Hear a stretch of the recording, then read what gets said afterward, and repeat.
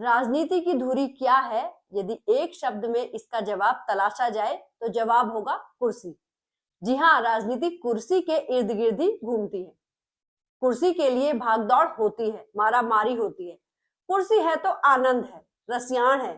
कुर्सी नहीं तो आंसू है। नमस्कार दगड़ियों, मैं नलिनी गोसाई उत्तराखंड की नौनी स्वागत करती हूँ आप सभी का एक बार फिर से अपने खास कार्यक्रम साप्ताहिक चिबलाट में। दीदी भूली भैजी सोना। गालीबाज मंत्री प्रेमचंद अग्रवाल को रोते रोते कुर्सी छोड़ते हम सब ने देखा। उत्तराखंड के कई मान्यों की कुर्सी इन दिनों डोल रही है।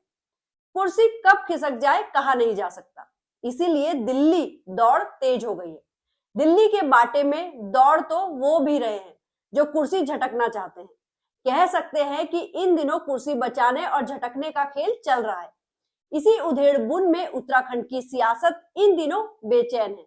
बेचैनी के इस आलम में ही 23 मार्च को सीएम पुष्कर सिंह धामी की सरकार के 3 वर्षों का जश्न मनाया जाना है। कौतिक जुटना है। इस आपाधापी की स्थिति के बीच यह जश्न कैसे मनेगा, देखना दिलचस्प होगा। वैसे यह महीना मार्च का है। पिछले 10 वर्ष के ट्रेंड को देखें तो अप्रत्याशित रूप से कुर्सी खिसकने की घटनाएं इसी महीने में होती आ रही। वर्ष 2021 में जब तत्कालीन सीएम त्रिवेंद्र सिंह रावत की कुर्सी सरकी तो वह भी मार्च का ही महीना था। किसी को यह अनुमान नहीं था कि 4 वर्ष पूरा होने का जश्न मनाने जा रहे त्रिवेंद्र सिंह रावत को इस तरह से मायूस होना पड़ेगा। इससे पहले वर्ष 2016 में जब तत्कालीन सीएम हरीश रावत की कुर्सी पर संकट आया तो तब भी मार्च के ही महीने में उथल पुथल मची थी और देश ने उत्तराखंड जैसे छोटे राज्य में सत्ता का बड़ा घपरौल देखा था। अब मार्च के महीने में ही धामी सरकार को अपने कैबिनेट सहयोगी प्रेमचंद अग्रवाल को चलता करना पड़ा है। मामला इससे ही सुलझ जाता तो गनीमत थी, लेकिन यह प्रकरण बड़ांग जैसा हो गया जिसकी आग और धीरे धीरे फैलती ही जा रही है। भाजपा सरकार और संगठन दोनों फिलहाल इससे झुलसते दिख रहे हैं। इसके साथ ही अब बदलाव की पटकथा भी लिखी जा रही है। यह तय है कि बदलाव जरूर दिखेगा और प्रबल संभावना नवरात्र को लेकर प्रकट की जा रही है। वैसे भी हिंदुत्व पर खास यकीन रखने वाली भाजपा को ये दिन ज्यादा रास आते हैं, इसलिए अब तो नवरात्र की जगवाल हो रही है। यह समय हिंदू नववर्ष का भी होगा, जहां से कोई भी नई शुरुआत भाजपा को करनी ही चाहिए। बदलाव की बात मंत्रियों से लेकर भाजपा के प्रदेश अध्यक्ष तक की कुर्सी को लेकर चल रही है। हालांकि सोशल मीडिया में ऐसी खबरों की भी कमी नहीं है जो कि सीएम पुष्कर सिंह धामी की कुर्सी पर संकट की दस्तक बता रहे हैं।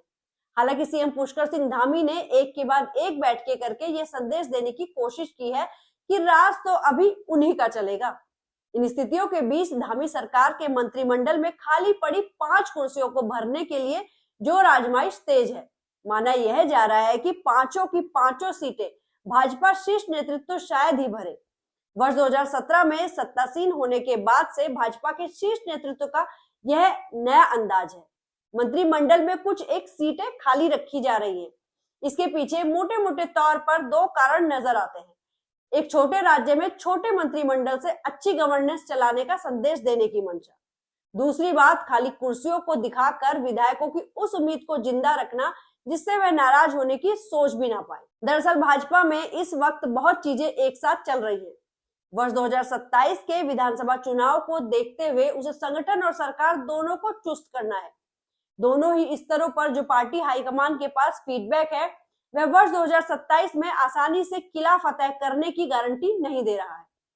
वैसे भी वर्ष 2027 के चुनाव में एंटी इनकम्बेंसी का जो प्रवाह होगा वह बहुत तेज होगा। उसकी काट करने के लिए पार्टी हाईकमान अभी से हर स्तर पर चुस्त दुरुस्त काम करना चाहता है। भले ही कई स्तरों पर भाजपा की धामी सरकार ने बड़े बड़े फैसले लिए हैं, लेकिन मंत्रालयों के स्तर पर कई मंत्रियों का प्रदर्शन लचर है। मंत्रियों की परफॉर्मेंस सरकार की टोटल परफॉर्मेंस को भी प्रभावित कर रहा है। इसीलिए कुछ मंत्रियों की कुर्सी खिसकने की जो बातें उठ रही है वे बेबुनियाद नहीं है। भाजपा विवादित मंत्रियों से भी छुटकारा पाना चाहती है जो उसकी सरकार के अच्छे काम पर भी पानी फेर रहे हैं। प्रेमचंद अग्रवाल की छुट्टी के बाद क्या भाजपा गणेश जोशी से कुट्टी कर लेगी? ये सवाल भी हवा में तैर रहा है। आय से अधिक संपत्ति मामले का मसाण गणेश जोशी के पीछे पड़ा हुआ है। हालांकि विजिलेंस कोर्ट ने गणेश जोशी के खिलाफ वाली याचिका खारिज कर दी है, लेकिन सड़कों पर ये आवाज तेज होती जा रही है कि गणेश जोशी को मंत्रिमंडल से बाहर करो। जहां तक भाजपा के प्रदेश अध्यक्ष पद पर महेंद्र भट्ट की दोबारा से ताजपोशी का सवाल है, मामला फंसता ही जा रहा है। भट्ट की दावेदारी उस वक्त काफी प्रबल थी जब तक प्रेमचंद अग्रवाल का गाली प्रकरण सामने नहीं आया था। इस पूरे मामले में जिस तरह से भाजपा बैकफुट पर आई है और महेंद्र भट्ट के खिलाफ जैसा माहौल तैयार हुआ है, उसको देखते हुए उनकी दोबारा ताजपोशी से पहले पार्टी अब 10 बार जरूर सोचेगी। नए प्रदेश अध्यक्ष के लिए कई नेताओं के नाम सामने आ रहे हैं। भाजपा ने कभी किसी महिला को अध्यक्ष नहीं बनाया। ऐसे में चर्चा ये भी है कि प्रदेश अध्यक्ष महिला चेहरा हो सकती है।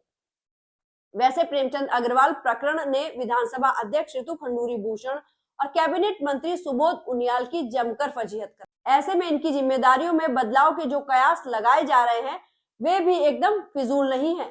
भाजपा के भीतर कुर्सी खिसकने और झटकने के खेल की क्या परिणति सामने आती है, इस पर सभी की निगाहें हैं। नेताओं की कुर्सी पर भले ही संकट मंडरा रहा हो, लेकिन उत्तराखंड में वन विभाग के उन वरिष्ठ अधिकारियों की कुर्सी सुरक्षित है जो कार्बेट टाइगर रिजर्व में अवैध निर्माण के आरोपी हैं। सुप्रीम कोर्ट इस बात से बेहद खफा है और उसने कड़ी फटकार लगाकर उत्तराखंड सरकार को आईना दिखा दिया है। सुप्रीम कोर्ट ने इस मामले में सरकार को 3 महीने के भीतर कार्रवाई के लिए आदेशित किया है। सरकार से खफा सुप्रीम कोर्ट का कहना है कि इस मामले में छोटे स्तर के कार्मिकों पर तो कार्रवाई कर दी गई है, लेकिन बड़े अधिकारियों पर कार्रवाई के लिए प्रक्रिया कछुए की गति से चल रही है। साफ है कि जंगल में मंगल के खेल पर सुप्रीम कोर्ट के तेवर तल्ख है और सरकार पर बड़े अफसरों पर गाज गिराने का दबाव बढ़ रहा है। वैसे कैंपा फंड से आईफोन और लैपटॉप खरीदने की शिकायत पर भी उत्तराखंड सरकार की सुप्रीम कोर्ट में काफी किरकिरी हुई है। जो पैसा वन गतिविधियों को बढ़ावा देने के लिए खर्च होना चाहिए था, उससे आईफोन और लैपटॉप खरीदने पर भी सुप्रीम कोर्ट सख्त रुख अपना चुका है। मगर ना तो अफसरों पर कोई फर्क पड़ता दिखा है और ना ही सरकार चलाने वाले नेताओं पर। अभी होली को गए कुछ ही दिन हुए हैं। होली पर इस बार भी नेगीदा का कटाक्ष करता व्यंग्य गीत खूब गूंजा था। लूट भ्रष्टाचार घोटाला ही घोटाला, मोटे वेगे नेतों की खाल, मेरू पिया होरी को खिलिया। इस प्रकरण में बार बार ये लाइन जनमानस के जहन में गूंज रही है। हमारी तो यही अपेक्षा है कि उन नेता और अफसरों की कुर्सी जरूर सरके जो जनता के हितों से खिलवाड़ कर रहे हैं। कुर्सी उन्हें ही नसीब हो जिनमें जनहित के प्रति संवेदनशीलता। बाकी आपकी मंशा या राय क्या कुछ है, हमको कमेंट के माध्यम से अवश्य बताएं। हमारी वीडियो पसंद आई हो, मुद्दों में दम लगा हो तो इसको शेयर करना बिल्कुल मत भूलिएगा। बाकी मिलते हैं अगले सप्ताह हमारे खास कार्यक्रम साप्ताहिक चिबड़ाहट के साथ। तब तक अपना और अपनों का ख्याल रखिएगा। धन्यवाद। दीदी भूली भैजी सोना।